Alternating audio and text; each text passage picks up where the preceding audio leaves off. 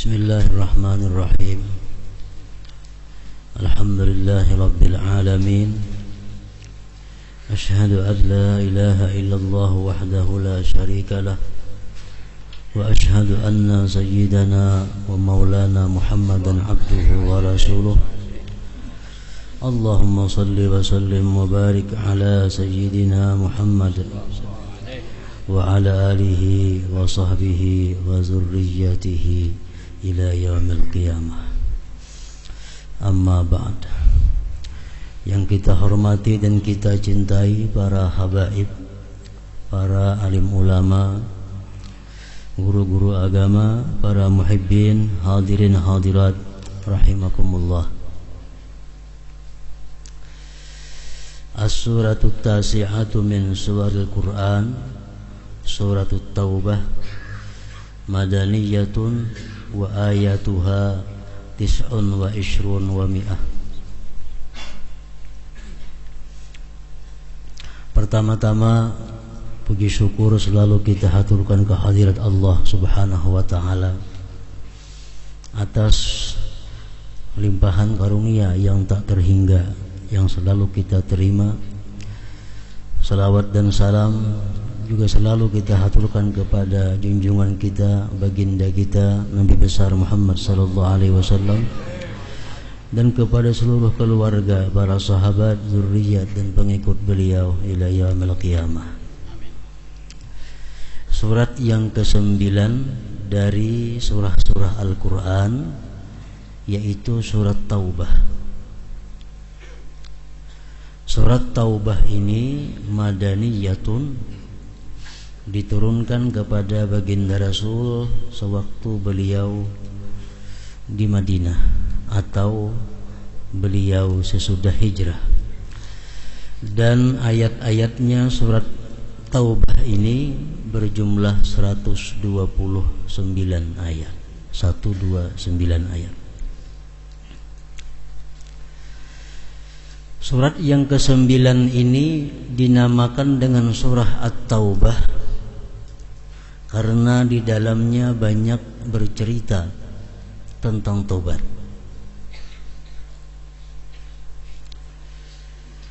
Di antaranya firman Allah Subhanahu wa ta'ala dalam surat ini ayat 104,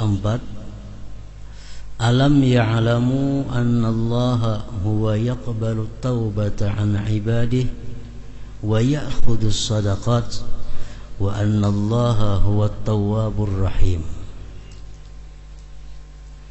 Apakah mereka tidak tahu sesungguhnya Allah menerima tobat daripada hambanya dan menerima sedekah, bahwasanya Allah Maha menerima tobat, Ar-Rahim, yang Maha penyayang. Nah, kurang lebih demikian terjemah daripada ayat 104 surat At-Taubah tersebut. Oleh para ulama tafsir dijelaskan bahwa ayat ini menggemarkan kepada orang-orang yang maksiat agar bertobat kepada Allah.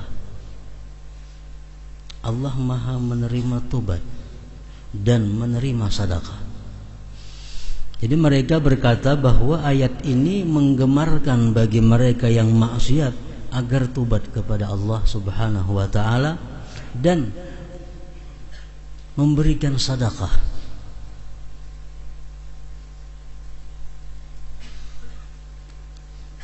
Sekaligus juga dalam ayat ini adalah secara tidak langsung bahwa Allah menyatakan Allah suka hamba-hambanya yang bertobat itu kemudian mereka bersedekah. Para muhibbin rahimakumullah. Ayat ini diturunkan berkaitan dengan beberapa orang sahabat Rasulullah sallallahu alaihi wasallam, di antaranya Ka'ab bin Malik. Ka'ab bin Malik ini tidak ikut perang Tabuk. Ada peperangan Tabuk.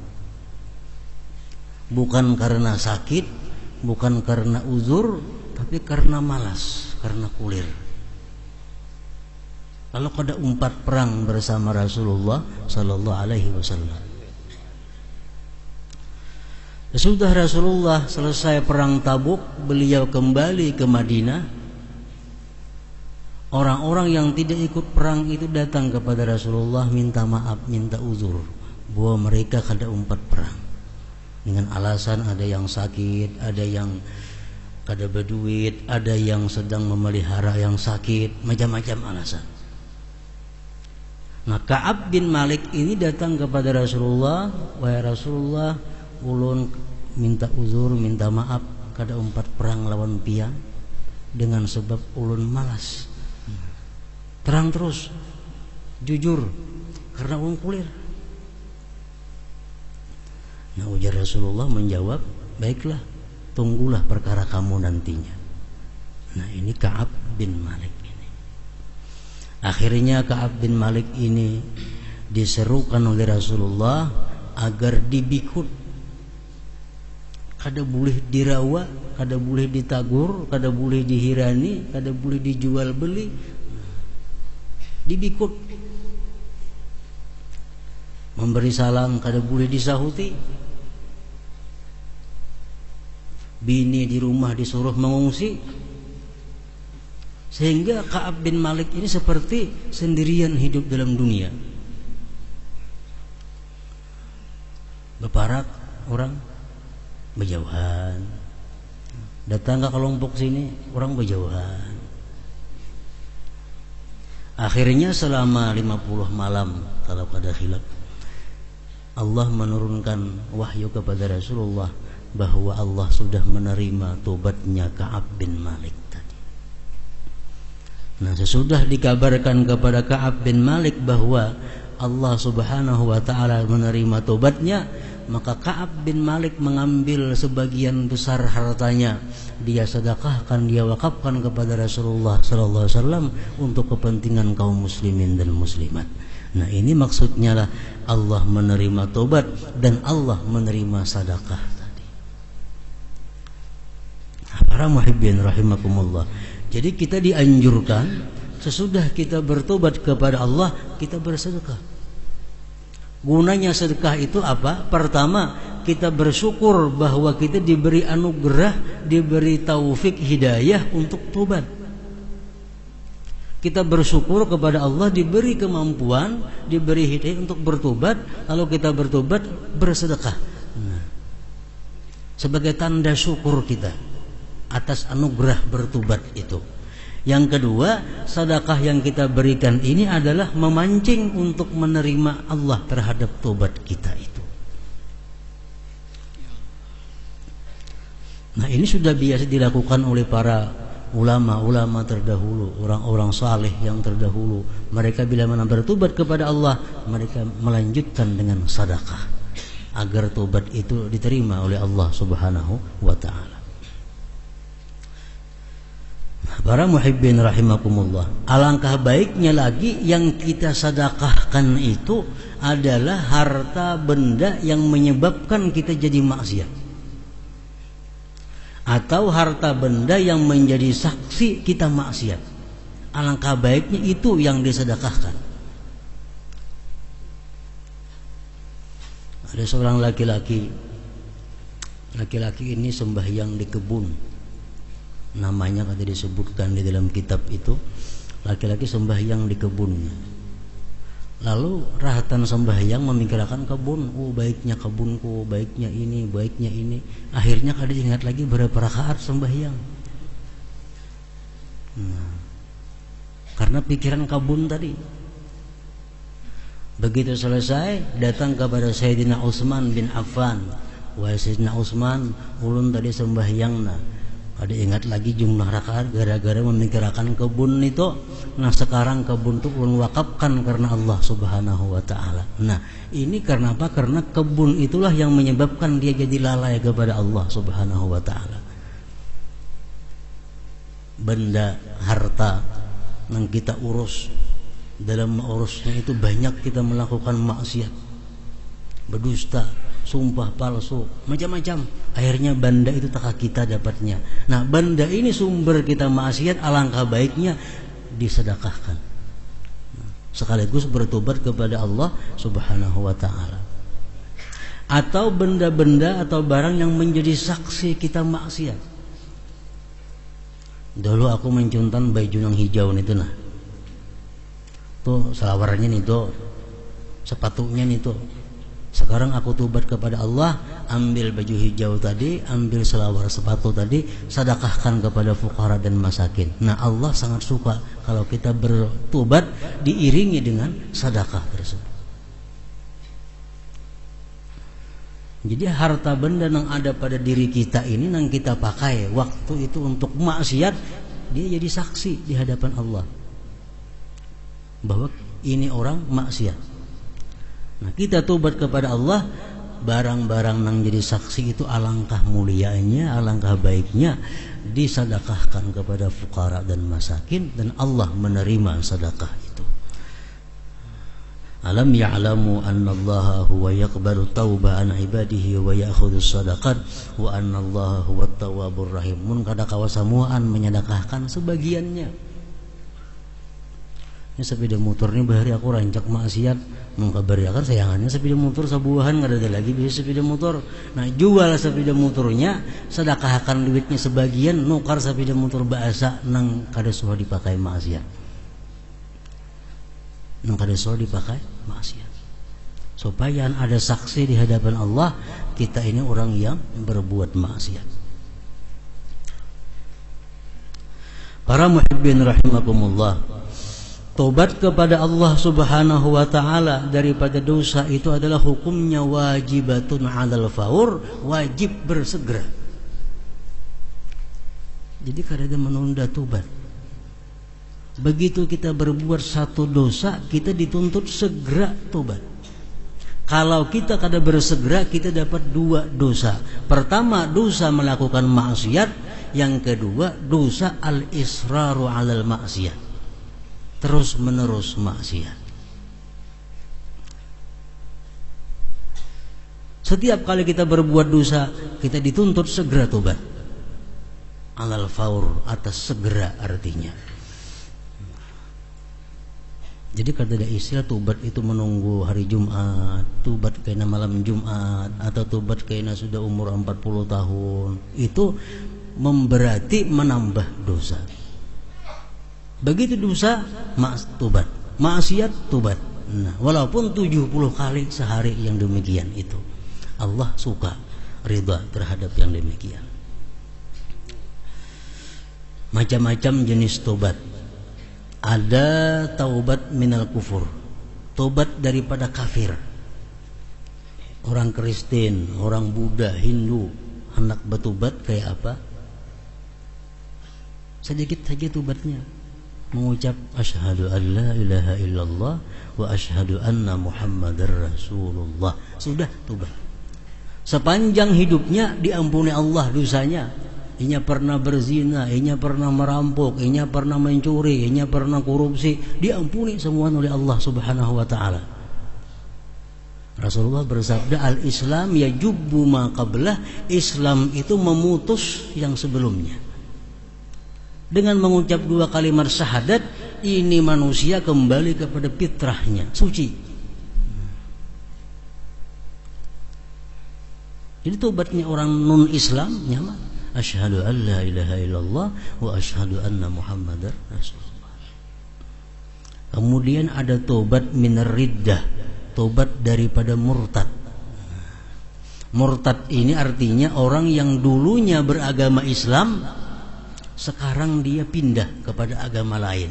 Nah, itu disebut murtad. Kalau laki-laki, kalau bini-bini murtaddah. Murtad. Orang murtad ini orang yang sangat hina di sisi agama. Kuburannya boleh dikamihi, apalagi dijajak. Orang kafir biasa ada boleh. Kalau orang murtad kuburannya boleh dinajisi. Kenapa? Kada punya harga di sisi Allah Subhanahu wa ta'ala. Nah, orang yang murtad ini kalau dia hendak tobat kayak apa? Mengucap syahadat asyhadu an la ilaha illallah wa asyhadu anna muhammadar rasulullah ma'al qadha, beserta mengqadha. Misalnya sebulan sempat murtad, Islam pulanginya. Nah, selama sebulan itu dia mengqadha sembahyang. Umpamanya sampai tetap puasa bulan Ramadan, mengqadha puasa. Seapalah wasianya murtad, segala kewajiban yang ketinggalan itu dibayar, diqadha. Murtad. Kemudian lagi yang ketiga, taubat min tarkil faraid. Taubat meninggalkan kefarduan. Kada sembahyang, kada puasa, kada berzakat. Ini taubat meninggalkan kefarduan. Taubatnya itu pertama berhenti meninggalkan kefarduan, gawi. Yang kedua menyesal. Yang ketiga berjanji dalam hati kada akan mengulang lagi. Yang keempat bayar hutang, bayar qadhaan. Berapa hari kada sembahyang tadi? Nah, tobat, menyesal, ada hendak mengulang lagi, dan bayar sembahyang nang 5 hari nang perain itu. Misal kada puasa bulan Ramadan, rancak kada puasa, tobat kepada Allah, menyesal, berjanji kada mengulang lagi, bayar qadhaan puasa. Nah, itu meninggalkan kefarduan. Kemudian lagi ada taubat min zulmil ghair, taubat daripada menzalim orang. Pertama berhenti, yang kedua menyesal, yang ketiga berjanji kada mengulang lagi, yang keempat mengembalikan kezaliman itu kepada pemiliknya dan minta halal. Ngalih itu batnya. Sabuting aja syaratnya itu kada digawe, kada tobat ngarannya.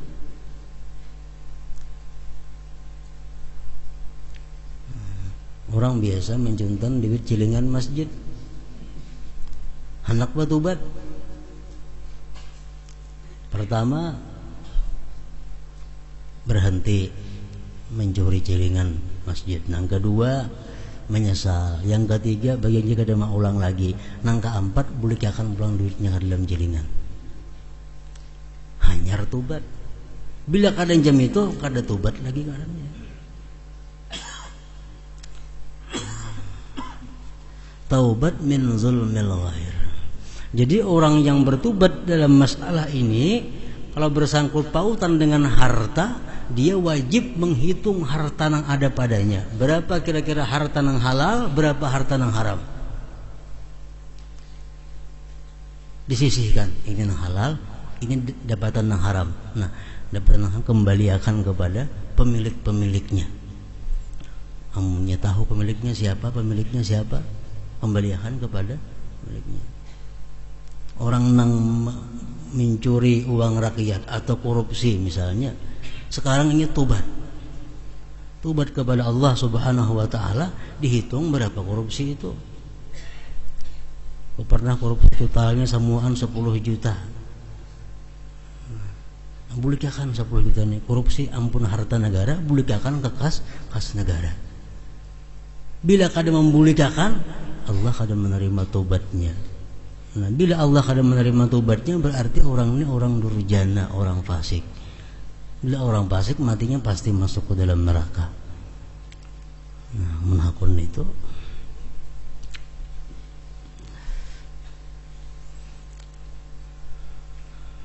Yang kelima, taubat minal muharramat allati la tata'allaqu bihaqqil ghair, taubat daripada yang haram-haram yang kada bersentuhan dengan hak orang lain. Seperti minum arak, makan babi, membuka aurat dan sebagainya yang kada ada hubungannya ke orang lain. Ini tobatnya kadang ngalih. Mbah ampe, mbah menyesal, berjanji kada mengulang lagi, selesai sudah.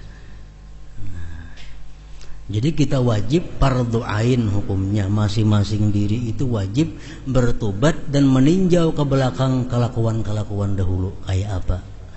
Bila anggaran ada salah, tobat kepada Allah Subhanahu wa taala. Anggaran ada harta orang, bulikakan.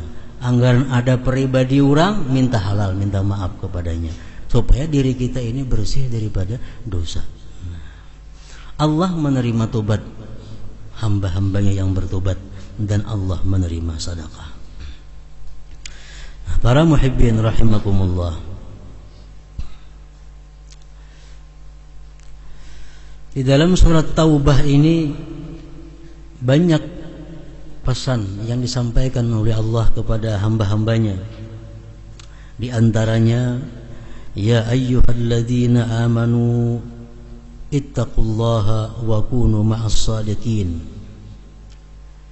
Hai orang-orang yang beriman, takwalah kepada Allah dan jadilah kamu beserta orang-orang yang benar, orang-orang yang jujur. Nah, jadilah kamu orang yang jujur.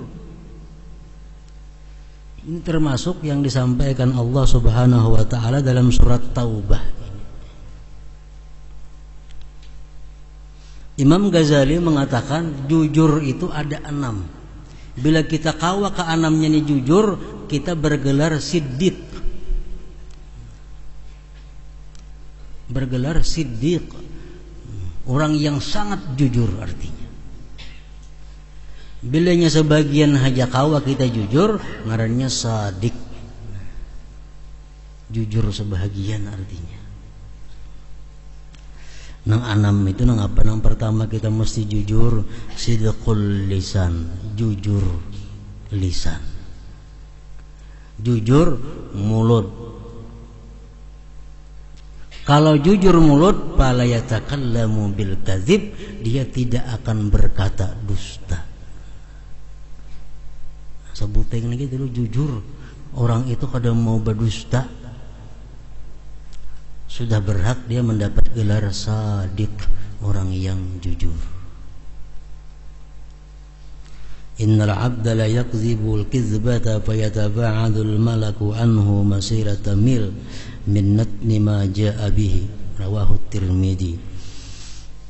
Seseorang hamba yang berdusta 1 kali, maka malaikat rahmat menjauh daripadanya sejauh 2 mil. 1 mil, sepanjang 1 mil, karena busuknya mulut orang yang berdusta itu.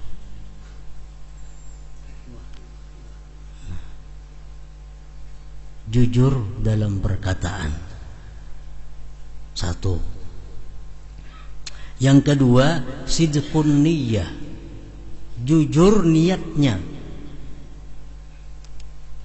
Jujur niat. Jujur niat ini artinya fala ya'malu ta'atan illa lillahi ta'ala, dia tidak beramal taat kecuali karena Allah. Dia beramal taat semata-mata karena Allah, tidak ada karena yang lain. Sambil, kada ada sambilnya.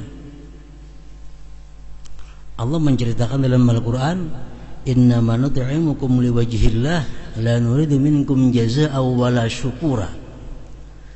Artinya, kami memberi makan kepada kamu itu semata-mata karena Allah, tidak mengharapkan balasan dan tidak mengharapkan ucapan terima kasih. Ini ngarannya ikhlas. Nah, sidqun niyat. Ini beribadah semata-mata karena Allah, tidak ada karena yang lain kepentingan dirinya. Ada.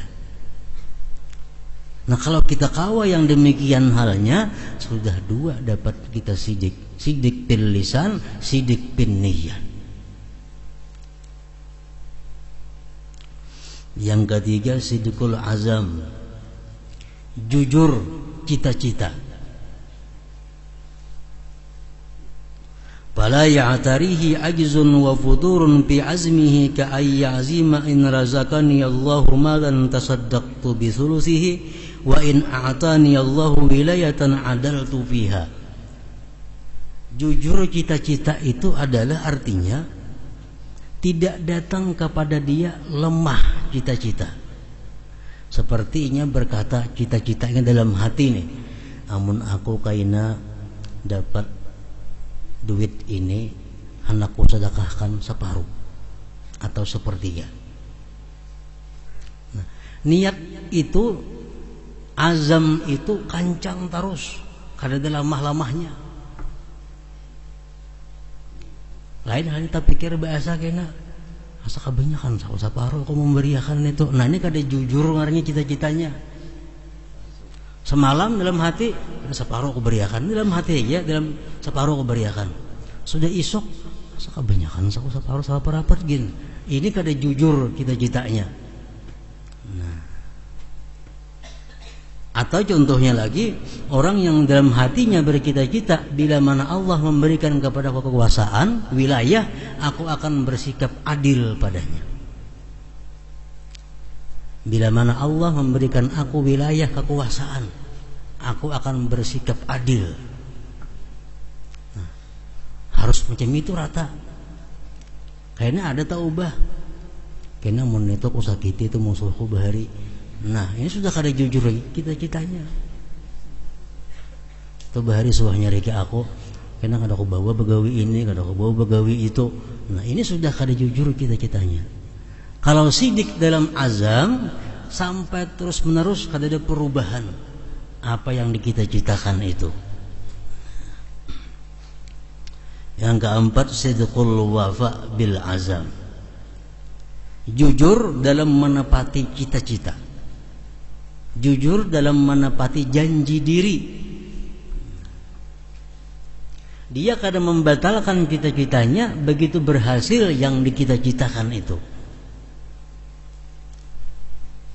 Zaman Rasulullah sallallahu alaihi wasallam, samuan tahu kita kisah Sa'labah yang berjanji, ya Allah sugih kena ka ini. Kenyataannya Sa'labah kada jujur janjinya. Begitu dia kaya, bahkan dia murtad jadinya daripada Islam. Kenapa ia murtad? Karena kada hakun membayar zakat terlalu banyak. Besi kambing ribuan, berapa zakatnya? Nah, kada hakun lagi berzakat. Padahal lagi nya fakir miskin, kita-kitanya macam-macam. Bersedekah ini, beri makan itu. Nah ini Sa'labah ini contoh orang yang kada menepati janjinya, kada jujur dalam hal menepati janji, berakibat kepada murtad, keluar daripada agama Islam. Ada juga yang jujur menepati janjinya. Disebutkan dalam riwayat itu Anas bin Nadar, sahabat Rasulullah sallallahu alaihi wasallam. Anas ini pada waktu perang Badar beliau kada umpat. Nah, ada umpat. Begitu sudah orang bulikan dari perang Badar, hanya tahu pada ada perang Badar dari mana, kenapa aku kada umpat? Lalu dia bersumpah dalam hatinya, andai kata sesudah perang Badar ini perang lagi ada, aku pasti akan umpat dan aku berjuang mati-matian bersama Rasulullah. Nah kemudian terjadi perang Uhud. Nah begitu perang Uhud terjadi, Anas bin Nadar berangkat bersama Rasulullah dengan senjata perlengkapan perangnya. Akhirnya Anas bin Nadar berperang dengan orang-orang musyrik dan dibunuh pada perang Uhud itu. Nah, didapati di dalam tubuhnya itu Anas bin Nadar lebih daripada 80 tusukan dan sayatan pedang daripada orang kafir. Nah, begitu Anas ini meninggal, Allah menurunkan ayat rijalun sadaqu ma ahadullah alaih. Ini contoh laki-laki yang menepati janjinya dengan Allah Subhanahu wa taala. Ini orang yang jujur dalam hal menepati janjinya.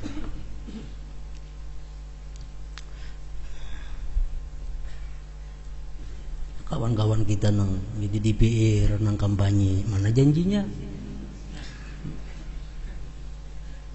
Memakmurkan rakyat, mensejahterakan rakyat. Kada jujur dalam hal penepatan janji. Antara berjanji 2 tahun kena bergantian lawan kawan dan mau lagi.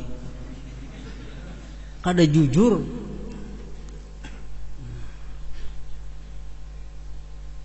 Ini paling berat, menepati janji. Kalau kita bisa sadik orang yang jujur. Yang kelima, sidqul a'mal, jujur perbuatan. Sidqul a'mal, jujur perbuatan ini artinya macam apa? Fala yakunu zahiruhu aslah min batinih, tidak adalah zahirnya ini lebih saleh daripada hatinya. Bal batinuhu aslah min zahirih, bahkan hatinya lebih baik daripada zahirnya. Nah, ini namanya jujur pada perbuatan.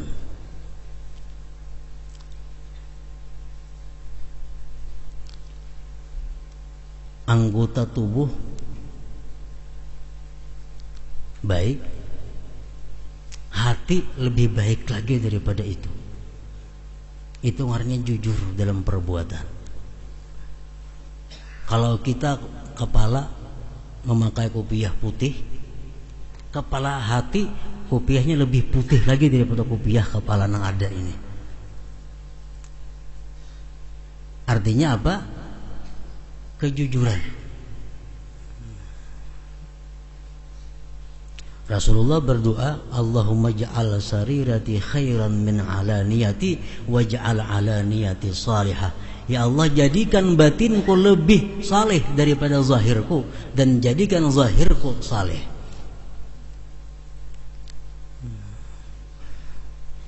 Jadi amun misal kita bakupiah, kehati-hati bakupiah. Kalau memakai jilbab, kehati-hati memakai jilbab. Kalau kita berjalan tunduk, kehati-hati tunduk. Itu artinya jujur dalam perbuatan. Yang terakhir, yang keenam, sidqun fi maqamatid din, jujur benar pada makam-makam agama. Seperti makam tobat, makam wara, makam zuhud, itu bujur. Kalau ini sudah tobat dari satu dosa ini sampai mati kada mau ulang lagi. Ngaranya jujur dalam tobatnya. Ini tobat daripada minum arak sampai mati kada minum arak lagi. Ini tobat daripada zina sampai mati kada ada zina lagi. Ini tobat daripada riba sampai mati kada ada ribanya. Nah, itu bujur-bujur tobat. Sidqun fit tobat. Sidqun fil wara. Bujur-bujur dalam wara. Jangan hanya pengakuan wara, dimuntungnya aja wara. Bujur-bujur wara itu sebenar-benar wara. Dan inti daripada sebenar-benarnya tobat, merasa bahwa diriku masih kotor. Pertanda bahwa kita benar dalam tobat. Kita bujur-bujur wara, kita merasa bahwa diriku sangat jauh daripada sifat wara. Berarti kita sudah benar-benar wara. Bila mana kita merasa diri kita benar-benar zuhud, nah ini dustainya kada jujur. Setiap sifat-sifat yang mulia, yang agung, itu kita selalu merasa belum sampai kepada sifat-sifat itu. Nah, bila bisa 6 perkara ini kita jujur lisan, jujur niat, jujur cita-cita, jujur dalam menepati janji cita-cita, jujur dalam amal perbuatan, jujur dalam tobat dan seterusnya tadi, kita bergelar siddiq. Orang yang sangat jujur. Dan siddiq adalah min ahlil jannatil firdaus, penghuni surganya firdaus. Nah, para muhibbin rahimakumullah, mudah-mudahan Allah subhanahu wa ta'ala memberikan kita kekuatan, kemampuan, hidayah dan taufik agar menjadi orang yang benar-benar jujur dalam segala hal ihwal kita. Wa ila hadratin Nabi sallallahu alaihi wasallam. Al-Fatihah. Bismillahirrahmanirrahim.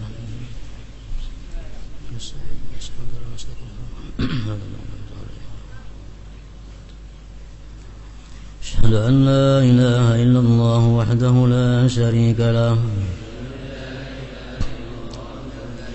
أشهد أن سيدنا محمدا عبده ورسوله. لا إله إلا الله. نستغفر الله. لا إله إلا الله. نستغفر الله. لا إله إلا الله. نستغفر الله لا إله إلا الله ونتوب إلى الله لا إله إلا الله محمد رسول الله صلى الله عليه وسلم فيا أيها الرجل منه شفاعة صلوا عليه وسلموا تسليما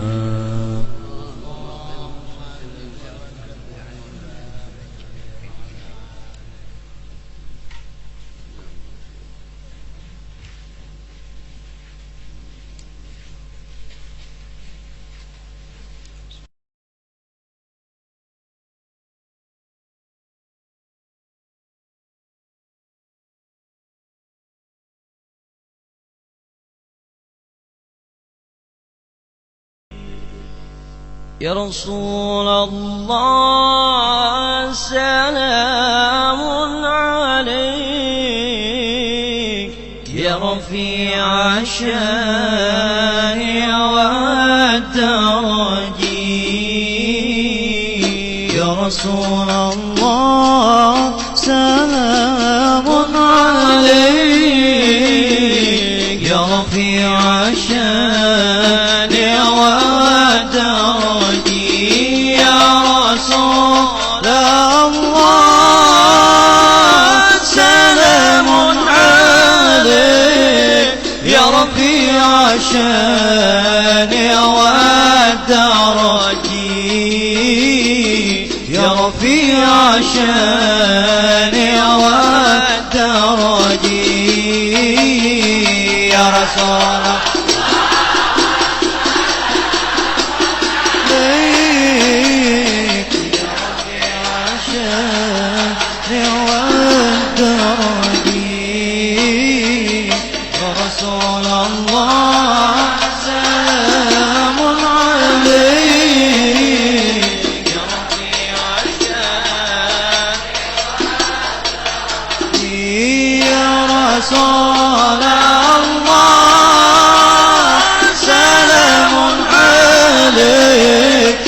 رفيع الشان والدرج يا رفيع الشان حتى يديرة العالمين يا أهيل الجود والكرم عفة جيرة العالمين يا أهيل الجود والكرم نحن جيرانهم بذا الحرام نحن جيرانهم بذا الحرام حرم الإحسان والحسان حرم الإحسان والحسان يا رسول الله إليك يا